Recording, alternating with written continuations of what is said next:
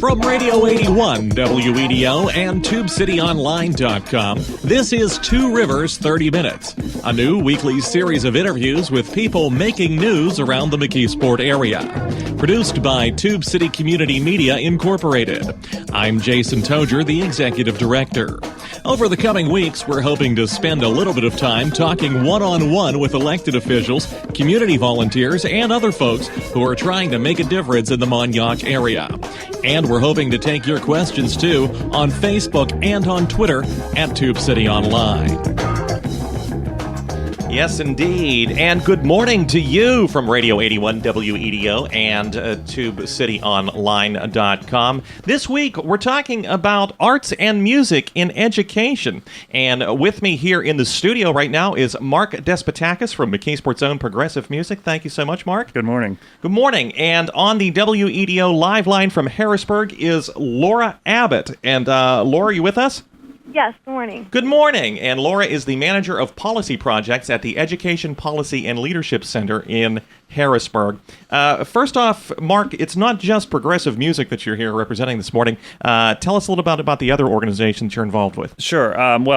First of all, I am here from Progressive Music, Director of Market Development there. And how, just very briefly, how long has Progressive Music been around here in McKeesport? Well, we opened in 1947. Wow. So we're almost at 70 years that we've been here. So we do a lot of work, obviously, in schools with school music programs. And part of that work has extended into advocating for music and arts programs because we've seen cuts happening in programs, not only in our area, but statewide and nationwide. So from that, I've taken on and done some work with the Pennsylvania Music Educators Association, which is basically the trade association for music teachers and that also advocates and works with music students all across the country. So I do a lot of advocacy work with them. Also at the national level with NAM, which is the National Association of Music Merchants, which is our trade organization for the music products industry. You may have heard of supportmusic.com and the Support Music Coalition. I work with them, and that's kind of where advocacy happens on the national level. Let me ask a question, and I don't think I've ever asked you this before, and I've known you for a couple of years. Do you play an instrument yourself? I do. What do you play? I'm a clarinet player, so I'm an Elizabeth Ford High School graduate. Okay. Go Warriors. So, I played certainly in high school, and then I taught for several years out at Baldwin High School with the high school music program there, and then I play in a community band now. Laura, tell me about the Education Policy and Leadership Center up in Harrisburg. Sure, I'll use the acronym EPLC. Thank you. Because it's easier to say. It's a nonpartisan, nonprofit organization, and we've been around since 1999, and it's always focused on education policy issues, and we've generally had different projects. We're a statewide advocacy organization, but we're based in Harrisburg, and right now I'm also representing the Pennsylvania Arts Education Network, which is a coalition that it formed out of EPLC's Arts Initiative project. And the coalition is about 2 years old now, and Mark represents the music merchant industry side on our steering committee, the governing body of this network, in addition to all the other representatives of the arts, music teachers, dance teachers, theater, education, school board members, museums. We have a growing list of steering committee members, and basically the steering committee and the network design and support a policy agenda and help advocate on behalf of all students and artists and communities in Pennsylvania. Well, Laura, let me pretend that I'm a skeptic. And I should say right up front, I'm a member of the art group here in McKeesport, and I have been very involved in the arts over the years. But let me pretend that I'm a skeptic. Why are arts and music important in public education? How do children benefit? Well, I'll start with mentioning something that Mark could speak to later. But the National Music Education Organization, NAFME, put out this Broader-Minded campaign. And if you go to that site, broaderminded.com, just on the homepage, you will find a side that is a complete argument for music education for inside the bubbles with like the test scores, brain development, academic achievement, but then also the intrinsic benefits of practicing music, the 21st century skills we talk about, the creativity, critical thinking, and those types of things. I'm a visual artist myself. I'm a painter. So I kind of had that experience growing up learning how to paint and draw. And in my opinion, it's not training necessarily professional artists. It's a way of seeing life and thinking about things. I know that in my professional job now, it's about connecting dots and seeing patterns. So you're really learning how to think critically, and also you learn about yourself and then how to communicate your ideas to others. So all those skills are so transferable. It's not just, oh, you play an instrument, that's what you learned. You know, it prepares you for further education and then just life. In my daytime job, I spend a lot of time around computer scientists, and what always strikes me is how many computer science people are either involved in visual arts, and that's becoming a big area of research, for instance, at Carnegie Mellon, is connecting computers with the visual arts, or with music. And one of the things about music that's always struck me is there's a lot of math in music, isn't there, Mark? Absolutely, and there's been a lot of studies over time that has linked those things, that learning math comes easier from, if you have some background in music. But to some of those intrinsic points, and Laura hit on some great points about that, but one of the other ones is that you see in the arts, there's a lot of group activities, especially in music programs. So you look at it in a school program, and that's a really good outlet for kids that maybe wouldn't be involved in something else. And there's a lot of after-school activities, and there's a lot of group activities, because let's face it, when you put the marching band on the field or you put the concert band on the stage, here's a good analogy that somebody told me once. So if you went out there and we say that a C grade is an average, okay? So a C means that you miss 20% or something on a test, whatever it is. Okay, so if the band went out on the stage and everyone on the stage missed 20% of the notes or 20% of the phrases or whatever, I don't think that's really good. So you have to kind of be above average when you're participating in something like that, and you have to work together as a team, because if we all need to play softer here, everybody but one trumpet player can't not play soft. So there's this teamwork aspect to it, and you're working toward a goal together. And then those are all things that, as Laura said, play out in future careers and future parts of your life, because we all have to learn to work together with other people, whether we like the person or not in many instances. And that's the reality of it, and that's learned from participating in things like this. I think I missed 20% of the notes when I was taking piano lessons, but those are important points to make. We're talking with Mark Despotakis. He's from McKeesport's Progressive Music, also part of the National Association of Music Merchants. In fact, you won an award a couple of years ago. Did your company not? Well, for the last 2 years, we have been named as one of the top 100 dealers in the country by NAM, and we're going for it for a third year in a row this year. There you go. Also helps out at the Pennsylvania Music Educators Association. Yep. On the WEDO live line with me right now is Laura Abbott. She represents the Education Policy Leadership Conference. Did I say it correctly? No, Leadership Center. Leadership Center, EPLC. I should have just said the acronym. She's up in Harrisburg. Laura, what age is best to expose children or grandchildren to arts and music?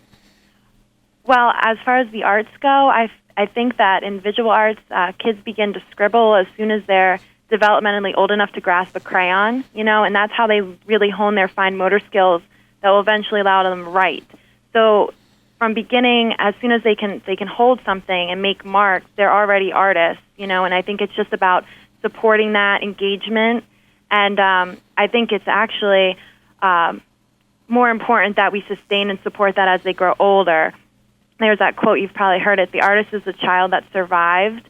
So I think that's the bigger challenge. I think kids are naturally artists, and we all are, but it's just how much do you practice and engage with that part of yourself and let that happen. Yeah, it was something that you just triggered something in my mind, and that you were talking about the development of fine motor skills, and we talk about we don't always appreciate the value of children playing. So you're saying that when you're giving your kid or your grandkid, whoever, crayons, magic markers, watercolors, whatever, and they're just seem to be scribbling, that this is actually lighting up parts of their brain. Oh, of course.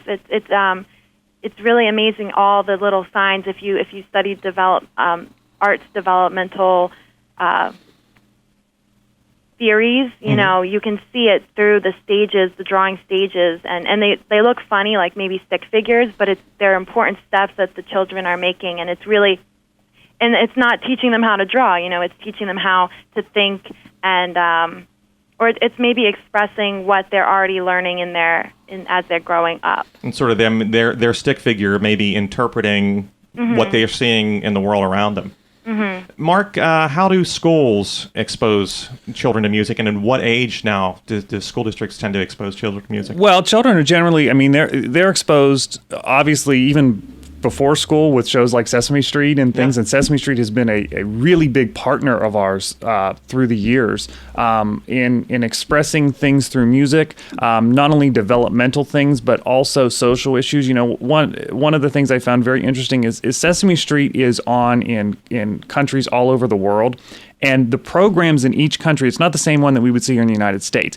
It is a separate program of Sesame Street in that country, and it deals with the specific social issues that those children might be facing. And I've seen some of these from the other countries, and it's fascinating how they're able to do it. So, they're doing really amazing work. So that's just one example of a place that it's done before school. So in preschools and kindergarten, kids are exposed to music, whether it's just a simple, playing on a hand drum and beating on a hand drum. It's not necessarily playing a tuba or a clarinet at that point, but they're getting basic rhythmic patterns.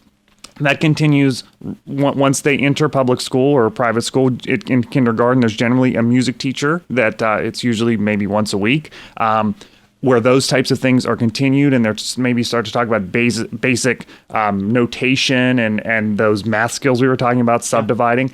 So usually instrumentation starts to come in around third or fourth grade, because you have to realize that a clarinet comes in one size. So a child in first grade has to be big enough to finger it. Yeah. So usually string instruments, violin, violas, cellos, start around third grade, because those can come in different sizes. They'll come in a quarter size up to a full size. The band instruments, not so much. They'll start in fourth grade. And also, you have to have the physical dexterity to do it. There's a lot of wind required to play a band instrument. So, and then that continues all the way through as long as a child wants to do it. And there are other general music opportunities, meaning a study of pop music. At McKeesport High School here, I know that there's some courses. There's been an introduction to jazz course at the high school. There's been a world drumming course. So these elective type courses continue all the way up through high school level. We're going to take a quick break. We're talking about arts and music and education, and we should talk after we come back after the break about why we're doing this week. There are some things going on the state and local level this week that I think our guests will want to talk about. Our guests on the WEDO Live Line, Laura Abbott from the EPLC, and here in the studio is Mark Despotakis from Progressive Music. We're going to take a quick break. We'll be back in 30 seconds here on Radio 81 WEDO and TubeCityOnline.com.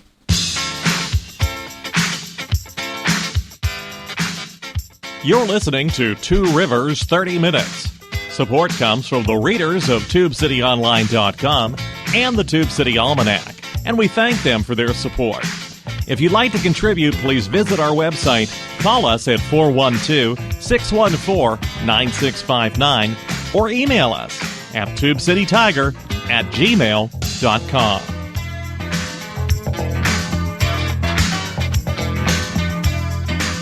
And we're back here on Radio 81 WEDO and TubeCityOnline.com talking about music and arts in public education in Pennsylvania. Our guests right now, Mark Despotakis from Progressive Music, is also part of the PMEA and NAMM. And while I live in acronyms. I was going to say, you know what, when you're around computer scientists, you spend a lot of time around acronyms too. And on the phone right now is Laura Abbott from the EPLC up in Harrisburg, and that is, let's see if I get this right, the Education Policy and Leadership Center. Yeah, Thank you got you. it quicker than I did when I started here. Why are we talking about this week? There's been some things going on up in Harrisburg this week, correct?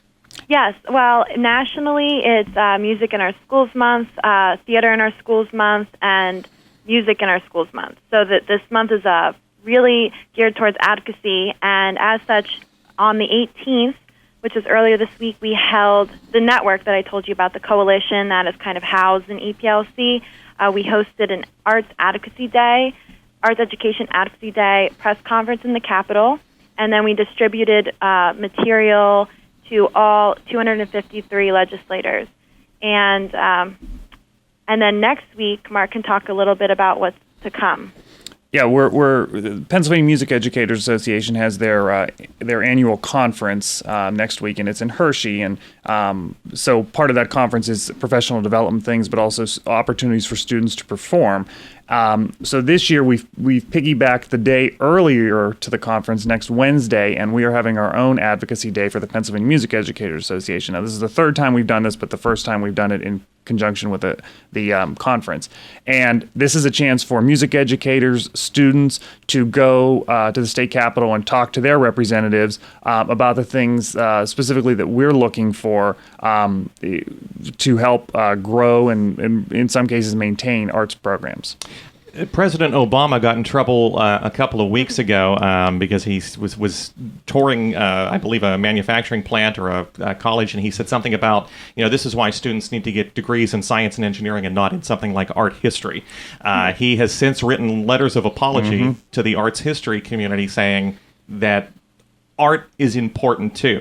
But that kind of misconception that what is the economic benefit of arts and music education, let me put that to you first, Laura. What is the economic benefit of arts and music education? Okay, well, I will tell you that Americans for the Arts, it's a national arts advocacy organization, released a series of arts and economic prosperity reports because this is a big issue trying to show everybody that the arts do generate revenue, and they are important and integral to society. So they have state reports and even then broken it down into regional reports. But some of the findings for Pennsylvania as a state, that the nonprofit arts are a $2.55 billion industry in the Commonwealth. The nonprofit arts sector supports over 81,000 full-time jobs, and nonprofit arts generate $360 million in state and local tax revenue yearly. Wow. So, and then also, I just saw today, AFTA, Americans for the Arts, has creative industry maps, and in Pennsylvania, there are more than 31,000 arts-related businesses that employ more than 140,000 people. That's it's quite an industry, and when you mentioned President Obama and the science, technology, and math, we call that STEM. I'm not sure if your listeners know that acronym, but it's the science, tech, engineering, and math. And the arts community is really pushing for STEAM to include the arts as that A, because really we are just as important. And in my opinion, I feel like the arts help, like you said before, it helps you learn the math and learn the engineering. Just because you're an engineer does not mean you're not an artist. Right. And being an artist sometimes helps you capture, if you're out in the field and you're trying to draw a picture of something, it helps you capture, like I said, for a child, it helps them interpret the world around them. And for an engineer or a scientist, having those skills, I think, probably also helps them interpret the world around them. What sort of career paths, Mark, are open to children who are interested in arts or music? Well, I think that's a great question, because there's a misconception that, my kid's not going to perform at Carnegie Hall for the rest of his life, or my kid's not going to be painting and having artists or their paintings and hanging in museums all the time. Okay, Laura and I are perfect examples of this. Okay, we work in the music and arts community, but that is not necessarily what our full-time job is. I'm not a full-time musician. She's not a full-time artist. So there are so many other opportunities. Let me just take the example of the music industry. Okay, so we go to our trade show. Let's just look at one manufacturer. So you have the people who design the products, you have the people who market the products, you have the people who work in accounting, you have the people who work in any aspect of any business, but they are probably drawn to work at that business because they are a musician and they have that background and they just love it and they want to be around it. And that's one of the neat things about artists and musicians, is that it's just this great community and everyone wants to be a part of it. And so if you get to work in it, that is really cool. And so there were just so many opportunities. I know a few years ago, we took the high school band that I worked with to the NAMM show, which is one of the largest trade shows, and it's not open to the public, and everyone wants to get in there because all the new cool products are there. And the toys are there. Exactly.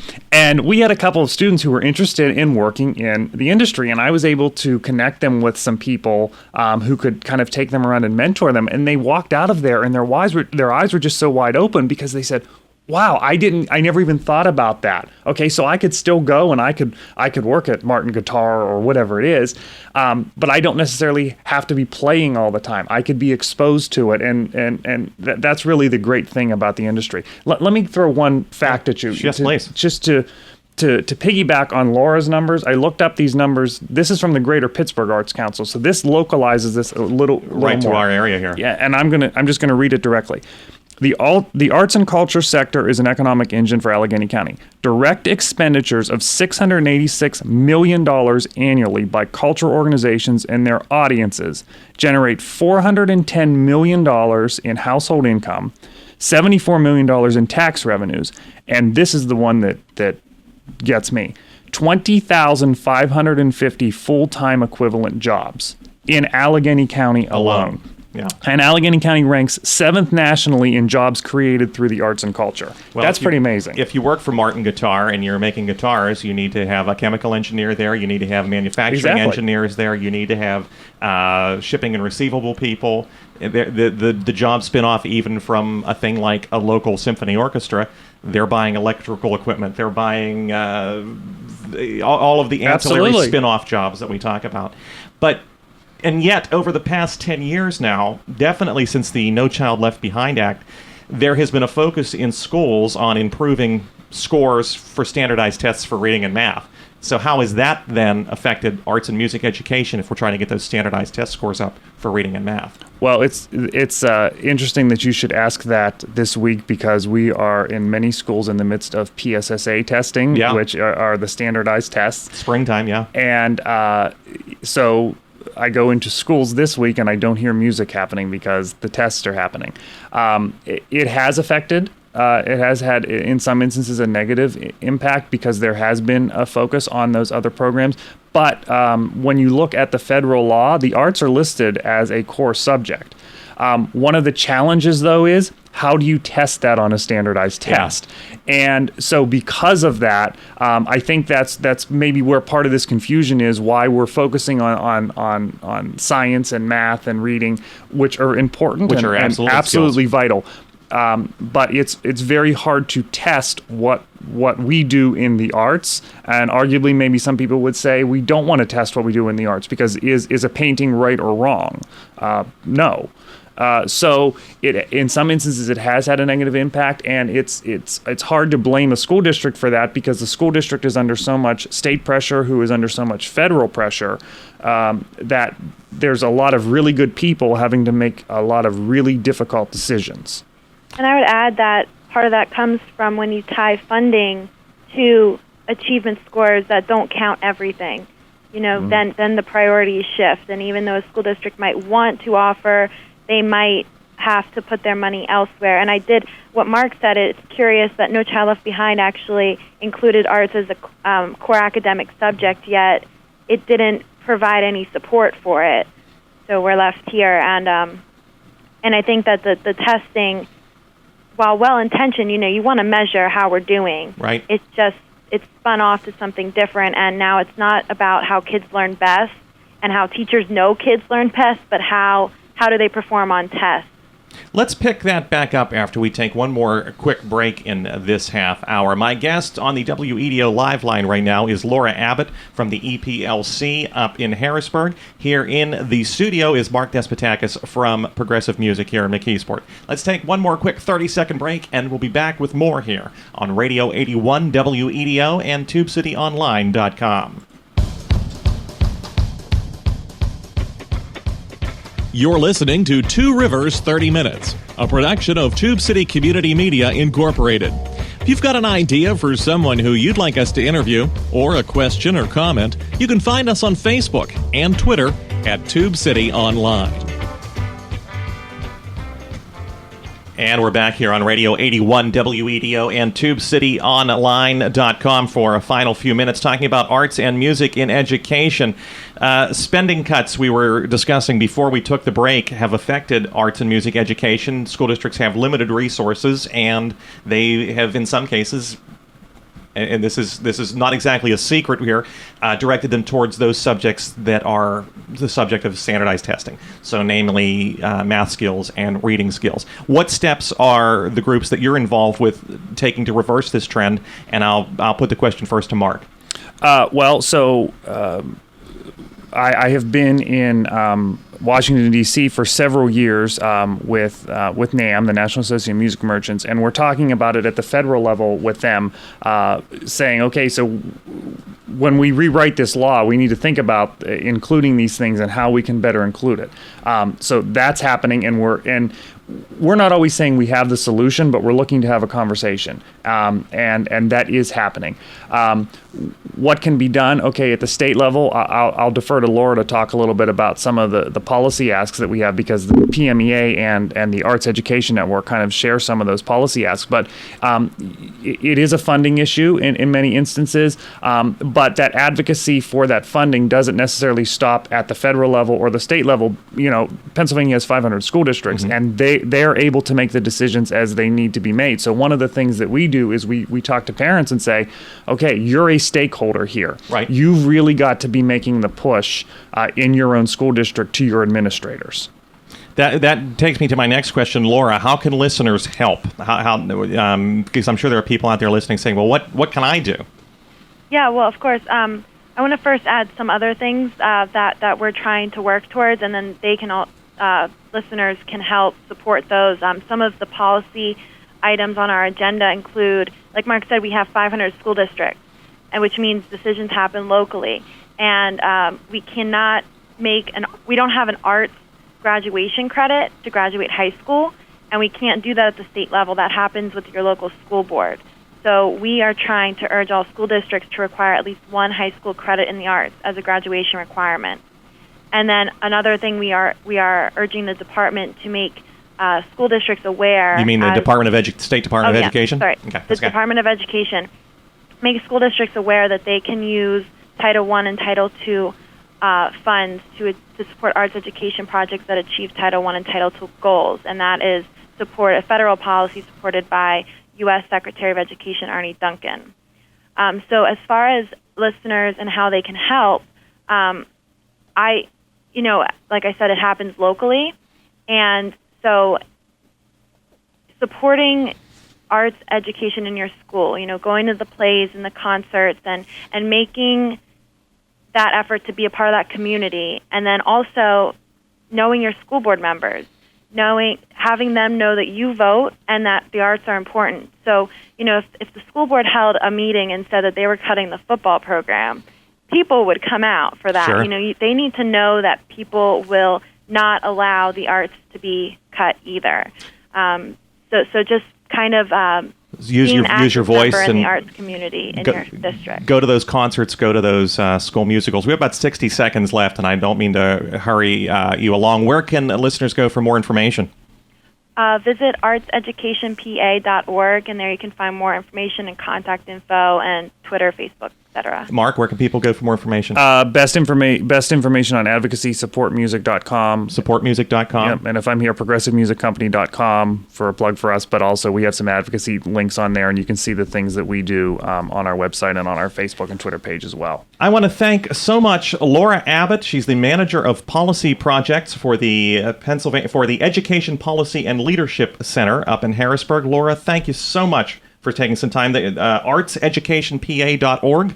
Correct. Thank you. And Mark Despotakis from Progressive Music here in McKeesport. Mark, thank you so much. And give me that web address one more time. Supportmusic.com and progressivemusiccompany.com. And thank you for supporting us and for listening to us here on Radio 81, WEDO, and TubeCityOnline.com. We'll see you next week. So long for now.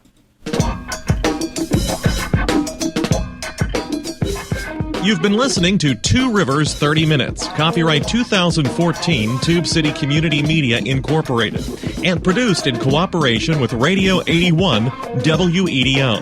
If you'd like to subscribe to the program, you can find us on Apple's iTunes and at Stitcher.com. Opinions expressed during Two Rivers 30 Minutes are those of the participants and are not those of Tube City Community Media or WEDO Radio 810 Incorporated. questions or comments, we hope you'll write to us. Our address is P.O. Box 94, McKeesport, PA 15134. You can call us at area code 412-614-9659 or email us at tubecitytiger@gmail.com. And you can find us on Facebook and Twitter at Tube City Online.